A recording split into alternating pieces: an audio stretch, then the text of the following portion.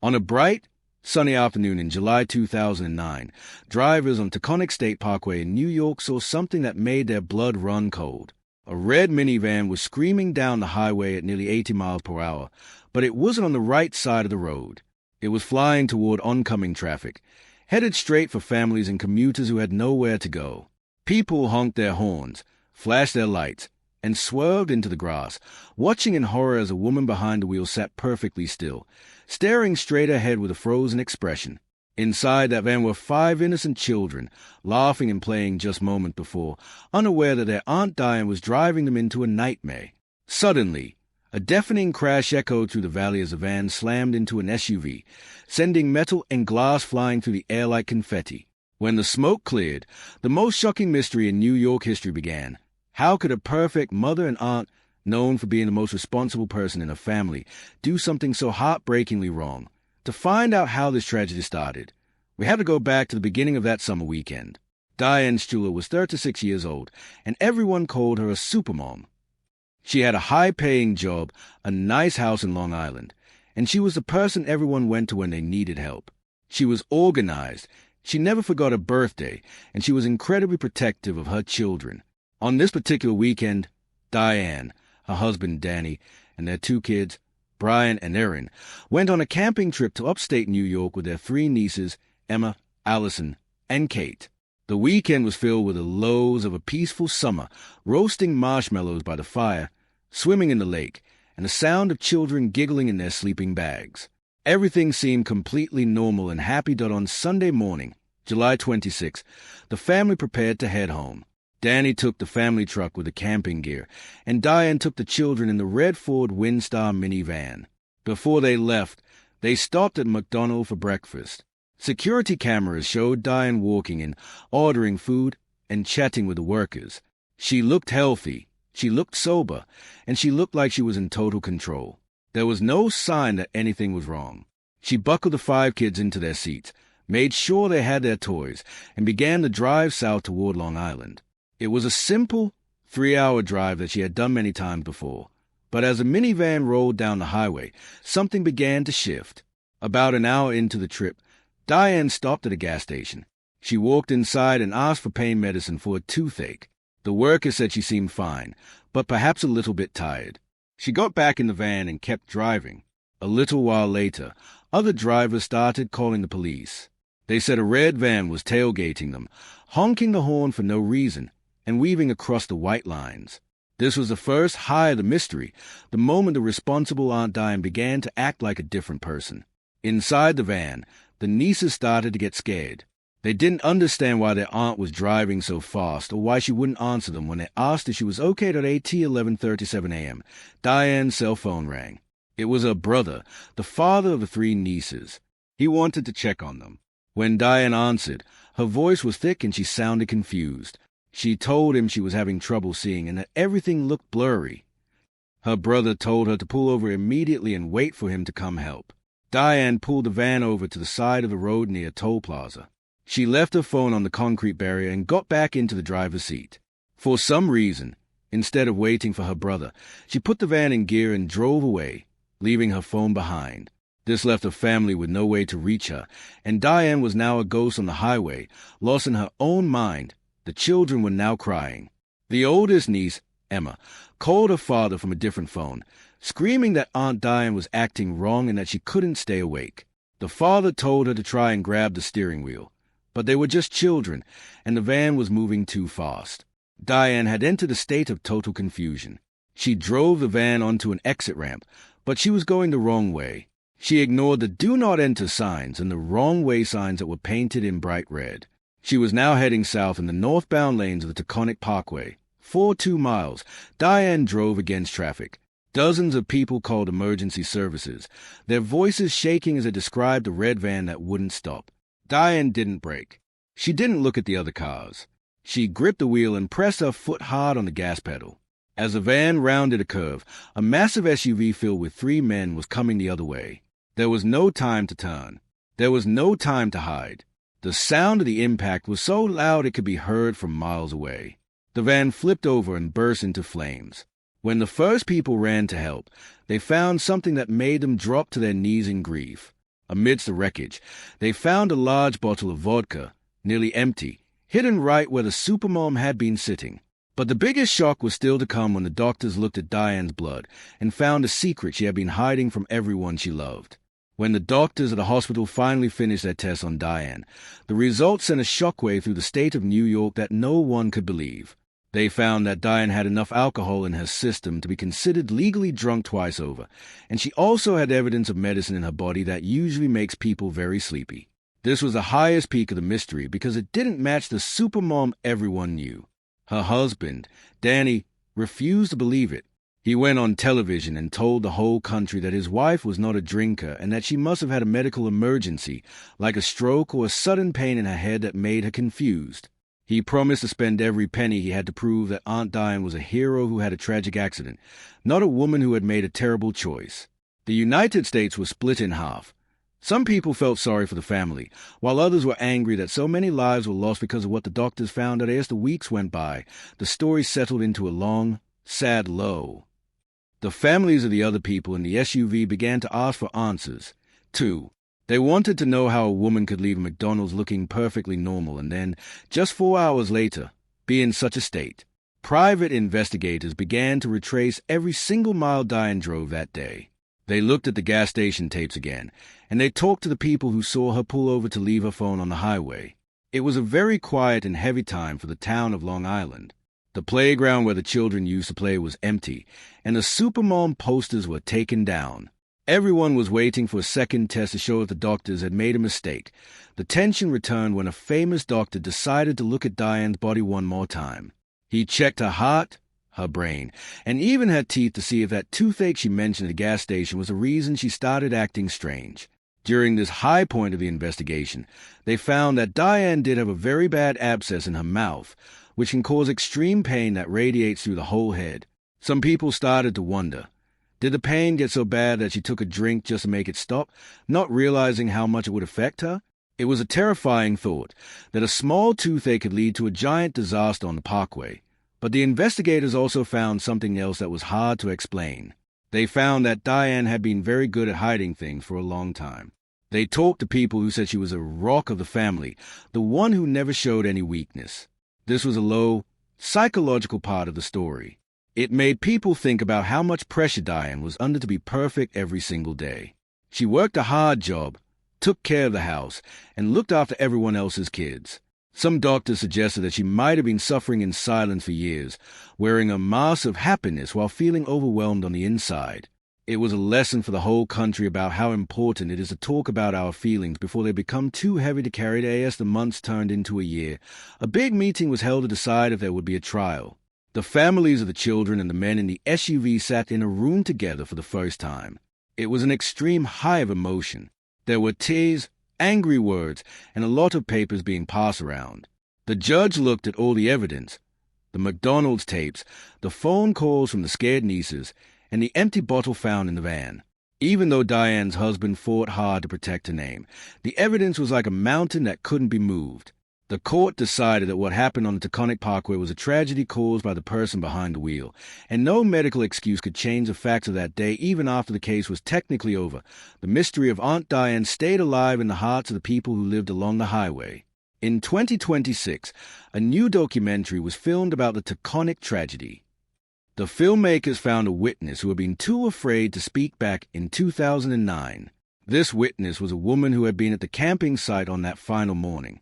She claimed she saw Diane putting a thermos into the van, but it wasn't filled with water or juice. This new high of information suggested that the mystery didn't start on the highway. It started before the engine was even turned on a rainy night in July. 17 years after the crash, a young man who had survived the accident as a small boy walked up to the memorial site on the side of the road. He looked at the flowers and the small statues of angels.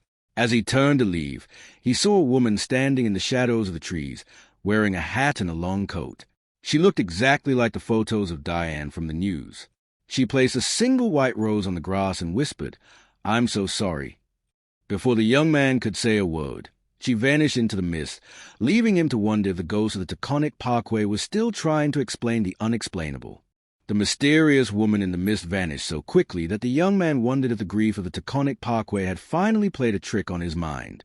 But when he looked down at the grass, the white rose was still there, its petals wet with rain.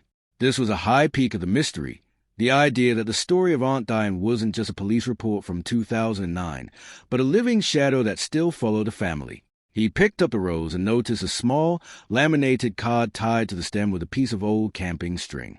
On the card was a handwritten date, July 26, 2009, and a single GPS coordinate. The young man realized that the perfect mother might have left one final trail for someone to find, a trail that led back to the very beginning of that tragic Sunday morning. The story then dipped into a low, quiet period of investigation. The young man, whose name was Brian, spent weeks at the local library and on his computer looking at the old maps of the campground. He found that the coordinates on the rose didn't point to the campsite where the families had roasted marshmallows. They pointed to a secluded, overgrown path near the edge of the lake, far away from the other campers. It was a place where someone could go if they wanted to be completely alone, away from the noise of 5 laughing children and the pressure of being a supermom. Brian felt a heavy sadness as he realized that Diane might have been seeking a moment of peace that turned into a lifetime of chaos. That as Brian followed the trail to the lake, the suspense began to build again. He found an old hollow tree at the exact spot the card had described. Inside, tucked away from the rain and the wind, was a small, rusted tin box. This was an extreme high in the story, a discovery that the police had missed for nearly 20 years. When he pried the lid open, he didn't find more alcohol or medicine. He found a diary. The pages were yellowed and stuck together, but the handwriting was unmistakably Diane's. It wasn't a diary of a happy camper.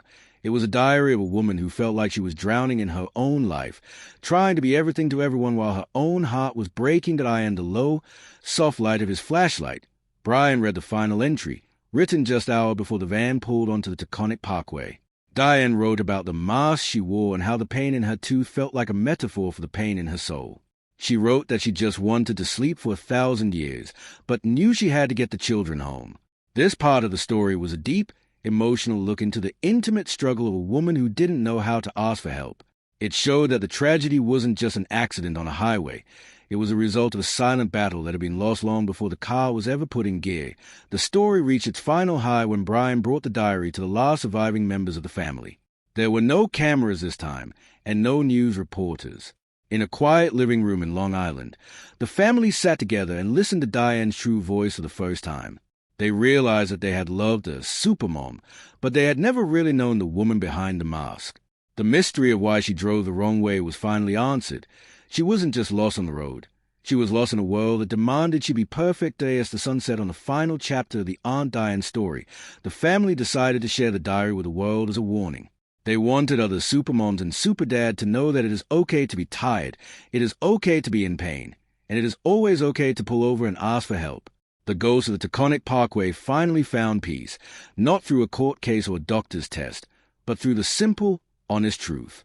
The young man returned to the memorial one last time, leaving a rose of his own, knowing that while the tragedy could never be undone, the secret was finally out in the light. Just as Brian turned to leave the memorial, the silence of the night was shattered by a low, rhythmic sound. Thump, thump, thump. It wasn't a heart beating. It was the sound of a flat tire hitting the pavement. A dark SUV pulled onto the shoulder of the Taconic Parkway, stopping exactly where the red minivan had come to its final, fiery rest 17 years ago. This was a high peak of terror, a coincidental echo of the past that made Brian's hair stand on end. The driver's door opened, and a man stepped out, his face illuminated by the glow of a nearby street lamp. It was Danny, Diane's husband, looking older and tired, his eyes fixed on the spot where his world had ended. He wasn't looking at the flowers. He was looking at the ground, clutching a small, black device in his hand that looked like a digital voice recorder. The story settled into a low, heavy moment as Brian watched from the shadows. Danny knelt on the cold asphalt and pressed play on the recorder. A voice filled the air. It was Diane's. It wasn't the thick, confused voice from the frantic 11:37 a.m. phone call. It was her supermom voice, clear and bright, recorded just days before the camping trip. She was laughing, telling a story about the kids and how excited she was for the summer. Danny sat there in the dark, listening to the ghost of his wife's happiness, while the modern traffic of the parkway whizzed by just feet away. Brian realized that for some people, the mystery never ends because they are still searching for the person they thought they knew. The suspense spiked again when Danny reached into his pocket and pulled out a folded piece of paper, a map of the camping grounds that looked different from the one Brian had found. This map had a red circle around a specific mile marker on the highway, miles before the crash site. Danny whispered to himself, "You didn't stop there for the toothache, Diane. You stopped there to hide something else." Brian felt a jolt of electricity. There was a third secret, a physical piece of the puzzle that even the diary hadn't mentioned. Danny got back into his SUV, ignoring his flat tire, and began to drive slowly along the shoulder, his eyes scanning the tree line for a specific mark. Brian followed at a distance, his heart hammering against his ribs. This was a high-stakes search in the middle of the night. They reached a mile marker, a lonely stretch of road where the woods grew thick and dark. Danny stopped the car and walked into the brush with a shovel. This was a low of the digging, the sound of metal hitting dirt and the heavy breathing of a man desperate for answers. After nearly an hour, Danny's shovel hit something solid. It was a small, plastic container, the kind used to keep food fresh. Inside wasn't money or medicine, but a collection of letters Diane had written to herself over 10 years, detailing every low moment she had ever faced. The extreme high occurred when Brian stepped out of the shadows and confronted Danny. The two men stood over the hole in the ground, the letters scattered between them like fallen leaves. Danny looked at Brian, not with anger, but with a hollow, broken expression. "She was trying to leave it all behind," Danny whispered. "She thought if she buried her sadness in the woods, she could be the person we wanted her to be. But you can't bury the truth, can you?" Brian realized that the alcohol found in the van wasn't a habit. It was a desperate, final attempt to numb a decade of hidden pain during a single, overwhelming morning. The story ended its cycle with a final, quiet realization. The Aunt Diane case wasn't just about a woman who drove the wrong way. It was about the dangerous wrong way we all go when we try to be perfect. Brian and Danny sat on the bumper of the SUV until the sun began to peek over the horizon. The discovery of the diary changed how everyone in the United States looked at the red minivan on the Taconic Parkway. But just as the family began to find a little bit of peace, a new and terrifying high occurred. A retired police officer, who had kept a bulk of evidence in his garage for 17 years, came forward with a piece of film that had never been developed.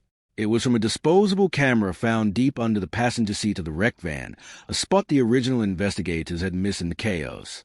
When the photos were finally printed in 2026, they didn't show a happy camping trip.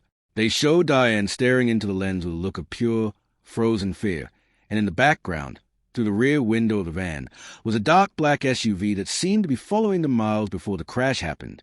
The mystery of Aunt Diane suddenly shifted from a story of a woman losing her way to a story of a woman being hunted on the open road. The story moved into a low, suspenseful period as Brian and the retired officer began to trace that black SUV. They looked through thousands of hours of old toll booth records from 2009. It was slow, quiet work, sitting in dark rooms filled with a hum of old computers. They discovered that the black SUV had entered the parkway at the exact same time as Diane's van. Even more strange, the SUV belonged to a man who had vanished from New York just 2 days after the accident. This made Brian wonder, was Diane confused driving actually a desperate attempt to get away from someone? Was the reason she left her phone on the highway because she didn't want him to track her? The tension spiked to an extreme high when they found the black SUV abandoned in an old, rusted barn in rural Pennsylvania. Inside the vehicle, they found a map of Long Island with Diane's house circled in red ink. This wasn't a random accident. It was an intimate obsession. The man who owned the SUV had been a co-worker of Diane's who had been fired months earlier after Diane reported him for breaking the rules. He had been following her for weeks, wearing his own mask of a normal neighbor while planning a way to ruin the life of the woman who had cost him his job. During a low, emotional moment, Brian realized that Diane's blurry vision and confusion might not have just been from a bottle found in the van. He looked back at the medical reports and found a tiny detail that had been ignored, a small puncture mark on her arm that looked like a bee sting. The investigators realized that at the McDonald's or the gas station, when Diane was out of sight for just a moment, someone could have used a tiny needle to give her something that made her lose her mind. The Supermom wasn't just struggling with a secret. She was a victim of a shadow that had been chasing her since the moment she left the campground. The story reached a final, heart-pounding high when Brian tracked a co-worker to a small town in Canada. He wasn't a ghost anymore. He was a real person living under a fake name. When the police finally knocked on his door, the man didn't act surprised. He looked at the photo of the red minivan and smiled a cold, jagged smile. "She thought she was so perfect," he whispered. "I just wanted to show the world that even a supermom can fall." The arrest was broadcast on every news station, and for the first time in nearly 20 years, the families of the victims felt a different kind of grief, the realization that the monster wasn't Diane, but the man who had turned her into a weapon day as the sun rose over the Taconic State Parkway in 2026. The Aunt Diane Memorial was finally moved. It was no longer a place of shame, but a place of memory for a woman who fought until the very last second to save the children in her care while her own body was failing her. Brian stood by the road, watching the cars go by. He knew that the world would always remember the red van going the wrong way, but now they would also remember the hero who was trapped inside it. The mystery was finally, truly solved. Chapter 5, the arrest of the co-worker, should have been the end of the story, but as the police led the man away in handcuffs, he leaned toward Brian and whispered a final, chilling sentence. "You found the diary, but did you find the second one?" This sent a shockwave of high energy through the crowd. Was there another person involved? Was a Friday night crew from the other stories connected to this one? Too? Brian felt a cold sweat break out on his forehead. He realized that the web of intimate crimes in these small towns went.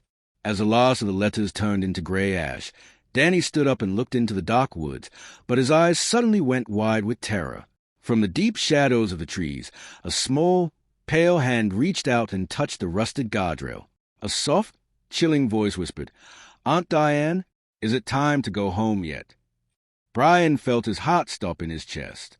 It was the voice of a young girl, sounding exactly like the recordings of the nieces from that terrible day in 2009. This was a high peak of pure, spine-tingling fear. Danny dropped his shovel, his face turning as white as a sheet. They weren't alone on the Taconic Parkway. The intimate mystery of the family hadn't just left behind letters and diaries. It had left behind a haunting memory that refused to stay buried in the date the story dipped into a low, breathless silence as Brian turned his flashlight toward the trees. The beam of light cut through the mist, but there was no little girl. Instead, the light landed on an old, battery-powered toy doll lying face down in the weeds. It was a talk-to-me doll from the early 2000s, the kind Diane's nieces might have played with in the back of the van. The dampness of the night must have caused a short circuit in the old wires, making the doll speak its pre-recorded phrases at the worst possible moment. Danny let out a long, shaky breath, leaning against his SUV. This was a low point of extreme sadness. A toy that had survived the crash was now a ghostly reminder of the children who never got to grow up. But suspense spiked again when Brian picked up the doll. He realized it wasn't just a toy left behind by a search team years ago. Attached to the back of the doll, where the batteries go, was a small, digital voice recorder taped tightly with black electrical tape. This was a high peak of discovery. Danny walked over, his hands trembling as he peeled back the tape. He pressed the play button, and this time, it wasn't Diane's happy voice. It was a recording from inside the van during the final 30 minutes of the drive. The sound of the wind rushing past the windows was loud, but underneath it, they could hear Diane crying to Diane the low, quiet hum of the recorder. They heard Diane talking to herself. "I can't see the lines. I can't see the lines," she sobbed. "Everything is spinning." Then they heard the voice of the oldest niece, Emma, trying to be brave. "Aunt Diane, please pull over. We're scared." The recording proved that Diane knew she was in trouble, but her brain was so confused by the pain and the choices she had made that she couldn't find the off switch. It was a heartbreaking, intimate look at the final moments inside the red minivan. Brian and Danny sat on the grass, listening to the struggle of a woman who was trying to fight her way back to being the supermom everyone expected, even as the world turned gray and blurry around her. The extreme high occurred when the recording caught a sound that had never been mentioned in the police reports. They heard the sound of another car horn, not a warning honk, but a rhythmic signal. Beep, beep, beep, beep. Then a man's voice shouted from outside the van. "Keep going, Diane, you're almost there." Danny's eyes snapped open. "That's not me," he whispered. "I was miles away in the truck." Brian realized the biggest secret of all. Aunt Diane wasn't driving alone. Someone had been following her, cheering her on, perhaps thinking it was a game or helping her hide a condition from the rest of the family. The chapter ended with a final, chilling realization. The man's voice on the tape sounded exactly like the worker from the gas station where Diane had stopped for the toothache medicine. Brian looked at Danny, and they both knew what they had to do. The mystery of the Taconic Parkway wasn't just about a woman who made a mistake. It was about a witness who had watched the whole thing happen and had stayed silent for 17 years. As they got back into the SUV to find the gas station worker, a pair of headlights appeared in the distance, heading the wrong way down the parkway, straight toward them, as if the nightmare was starting all over again. The headlights screamed toward them, growing larger and brighter until the entire world was washed in a blinding white light. Danny slammed his hand on the horn, but the other car didn't swerve. At the very last second, the mysterious vehicle veered onto the grass, missing them by inches, and came to a bone-jarring halt. This was the highest peak of adrenaline, a near-miss that felt like a message from the past. Brian scrambled out of the SUV, his heart thumping like a drum. The driver of the other car stepped out, and it wasn't a ghost. It was an older man with a badge around his neck, a retired state trooper who had been the first on the scene in 2009. He looked at the toy doll in Brian's hand and said, "You shouldn't have found that. Some stories are meant to stay broken." The story settled into a low, tense conversation on the side of the highway. The retired trooper, whose name was Miller, explained that he had found the recorder weeks after the crash but had hidden it to protect the families. He thought the truth about Diane's final, sobbing moments was too much for the world to handle. He told them that the man's voice on the tape, the one cheering Diane on, wasn't a stranger. It was a family friend who had seen her at the gas station and tried to help her get home without getting in trouble. This was a low point of deep, heavy guilt. The intimate circle of friends had tried to protect the Supermom image so much that they accidentally helped cause the tragedy. But the suspense returned when Trooper Miller revealed the final high of the night. He led them to the trunk of his car and pulled out a heavy, plastic-wrapped bundle. This was in the van, too, he whispered. It was Diane's leatherwork bag, perfectly preserved. Inside, tucked into a hidden pocket, was a letter from a doctor dated July 20th, 2009, just 6 days before the crash. The letter told Diane that she had a rare condition that made her body react violently to even a tiny amount of medicine or stress. It was a medical ticking time bomb. Diane had known she was sick, but she was too afraid to tell Danny because she didn't want to lose her job or stop being the rock of the family. The extreme high of the story occurred when Danny realized that his wife wasn't a secret drinker or a monster. She was a woman who was terrified of failing. She had taken a small amount of medicine for her tooth, and her body had betrayed her, turning a tiny dose into a total blackout. The Friday night crew of friends who saw her at the gas station had tried to help her, but they didn't realize how sick she really was. The Supermom had tried to drive through a medical nightmare because she didn't want to let anyone down. The story ended its long, twisting cycle with a final, peaceful moment. Brian, Danny, and Trooper Miller stood together as the sun finally rose over the Taconic State Parkway. They decided to take all the evidence, the diary, the recorder, and the doctor's letter, to the authorities to finally set the record straight. The mystery of Aunt Diane was no longer a story of a villain, but a story of a human being who was under too much pressure. As they drove away, the highway looked different. It didn't look like a place of death anymore. It looked like a place where the truth had finally been told. The ghost of the red minivan was gone, replaced by the memory of a woman who was loved, flawed, and finally understood.